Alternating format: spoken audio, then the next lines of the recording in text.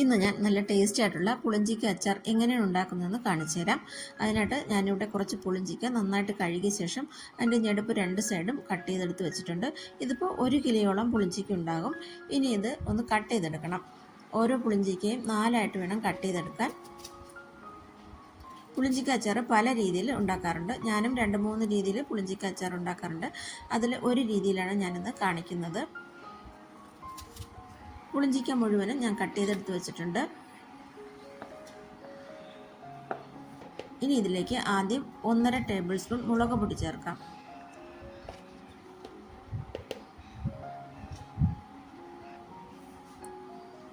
അതിൻ്റെ കൂടെ 2.5 table spoon ഉപ്പ് ചേർത്ത് കൊടുക്കണം. ഉപ്പ് നന്നായിട്ട് ചേർക്കണം. പുളിഞ്ചിക്ക ആയതുകൊണ്ട് നല്ലപോലെ ഉപ്പ് വേണം.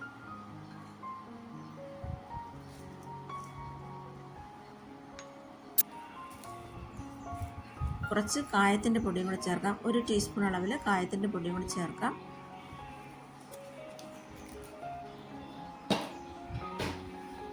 എന്നിട്ട് നന്നായിട്ടൊന്ന് മിക്സ് ചെയ്യാം.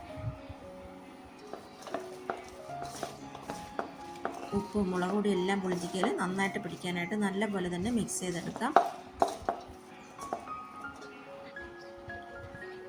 എന്നിട്ട് ഇത് നമുക്ക് ഒരു ദിവസത്തെ വെയിലൊന്ന് കൊള്ളിക്കണം. അതിനായിട്ട് ഞാൻ ഇതുപോലെ ഒരു പരന്ന അടപ്പ് പാത്രം എടുത്തിട്ടുണ്ട്. അതിലൊന്ന് നിരത്തി വെച്ച ശേഷം വെയിലത്ത് വയ്ക്കാം. ഞാൻ ഇതുപോലെ 2 പാത്രം എടുത്തിട്ട് അതൊന്ന് നിരത്തി വയ്ക്കുകയാണ്.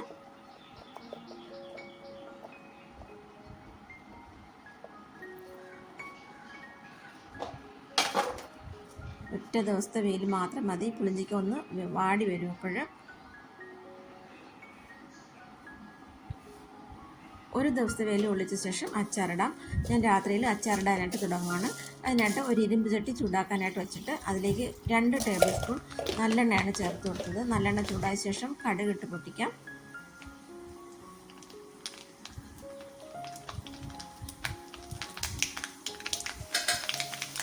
വറ്റൽമുളക് ചേർക്കാം. ഇനി ഇതിലേക്ക് 1 ടേബിൾ സ്പൂൺ ഇഞ്ചി ചെറുതായിട്ട് അരിഞ്ഞതും 1 ടേബിൾ സ്പൂൺ വെളുത്തുള്ളി ചെറുതായിട്ട് അരിഞ്ഞതും ചേർത്തിട്ട് നന്നായിട്ടൊന്ന് ഇളക്കാം.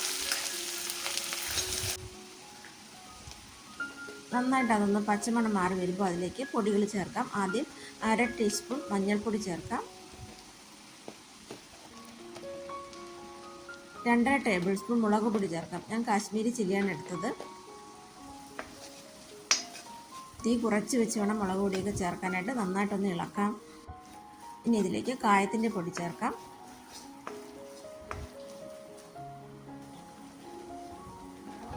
കായം 1 ടീസ്പൂൺ കായത്തിൻ്റെ പൊടി ചേർത്ത് കൊടുക്കുന്നുണ്ട്.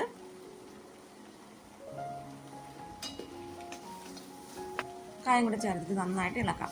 ഇനി ഞാനിതിൽ 2 ടേബിൾ സ്പൂൺ വിനാഗിരി ചേർത്ത് കൊടുക്കുന്നുണ്ട്. വിനാഗിരി ഓപ്ഷനിലാണ്, വേണമെങ്കിൽ ചേർത്താൽ മതി. എന്നിട്ട് നല്ല തിളച്ച വെള്ളമാണ് ചേർത്ത് കൊടുക്കുന്നത്. പച്ചവെള്ളം ചേർക്കുന്നത് നല്ലപോലെ തിളച്ച വെള്ളം തന്നെ ചേർക്കണം. വെള്ളം ചേർത്ത് നന്നായിട്ടൊന്ന് ഇളക്കി കൊടുക്കാം.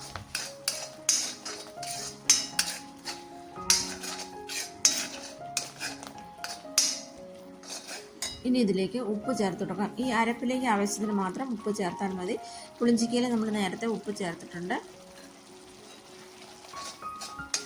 ഉപ്പ് ചേർത്തിട്ട് നന്നായിട്ട് ഇളക്കാം. ഒരു ദിവസത്തെ വെയിലുണ്ട്. അപ്പോൾ പുളിഞ്ചിക്ക ഇതുപോലെ നന്നായിട്ട് വാടി വന്നിട്ടുണ്ട്. ഇത്ര ആയാൽ മതി. പുളിഞ്ചിക്ക ഇതിലേക്ക് ചേർക്കാം. പുളിഞ്ചിക്ക ചേർത്തിട്ട് നന്നായിട്ട് മിക്സ് ചെയ്യാം. ഇതിൽ ഞാൻ ഉലുവപ്പൊടി ചേർക്കാനായിട്ട് നേരത്തെ വിട്ടുപോയതാണ്. ഈ സമയത്ത് ഒരു 1/2 ടീസ്പൂൺ അളവിൽ ഉലുവപ്പൊടി കൂടെ ചേർത്ത് കൊടുക്കാം.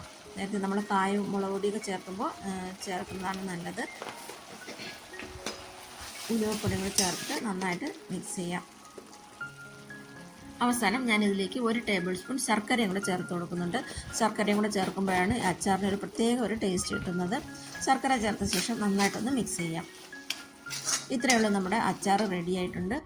നല്ല സൂപ്പർ ടേസ്റ്റി ആയിട്ടുള്ള അച്ചാറാണ്. ഈ ഒരു രീതിയിൽ പുളിഞ്ചിക്ക അച്ചാർ ഇടാത്തവരുണ്ടെങ്കിൽ, ഒരു ദിവസം വാട്ടിയ ശേഷം അച്ചാർ ഇടാത്തവരുണ്ടെങ്കിൽ ഒന്ന് ഉണ്ടാക്കി നോക്കിയിട്ട് ഫീഡ്ബാക്ക് അറിയിക്കണം.